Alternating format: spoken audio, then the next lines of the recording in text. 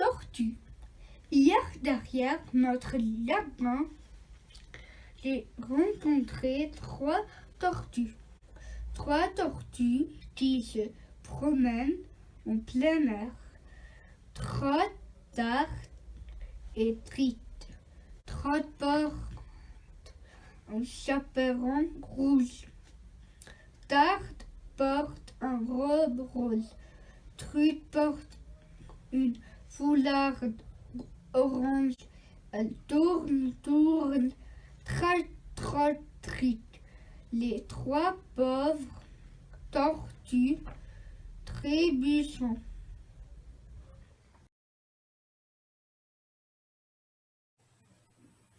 La fête d'anniversaire. Roméo et Mario sont de très bons amis. Ils fêtent toujours leurs anniversaires ensemble. Cette année, ils décident de profiter du beau temps et faire la fête en plein air. Ils commencent à préparer tout pour la fête. Ils sont allés au supermarché pour acheter la liste.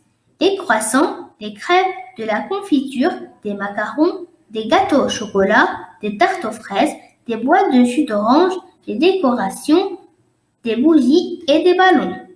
Le jour de la fête, ils se réveillent tôt pour installer les tables, les chaises, les nappes et les décorations. Soudain, un vent violent souffle. Un tonnerre gronde. Des orages éclatent et la pluie commence à tomber et voilà, toutes les tables sont tombées par terre et des plats sont mouillés. À ce moment-là, Mario crie « Vite, les amis, prenez tout dans la maison !» Roméo répond « Mario, n'oublie pas les gâteaux et les bougies !» Finalement, la fête continue à la maison et tout le monde était content de cette aventure. Point final. Hier, Hubert est allé chez sa grand-mère prendre un bol d'air et manger du camembert. Il a rencontré Albert et Laure sur la place Robert, près d'un réverbère. Leur point commun, c'est l'air frais de l'hiver. Ils aiment tous Aldebert, un chanteur qui ne manque pas d'air. S'ils sont un peu tête en l'air, ils veulent prendre un bol d'air avec un cocker.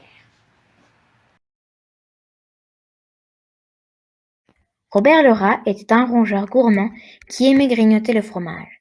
Son amoureuse Marguerite raffolait des morceaux de sucre.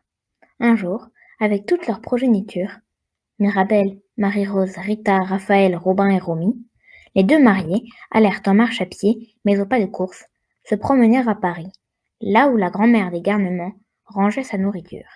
Ils y volèrent ensemble des crêpes au sirop d'érable et à la confiture de fraises, des concombres, des oranges, un abricot et même 4 morceaux de sucre et un fromage tout entier. Tout le monde se régala et fut rassasié directement. Malheureusement, sur le chemin du retour, ils croisèrent un humain.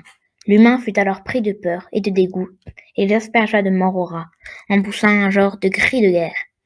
La famille de rats, très rapide, s'enfuit en courant.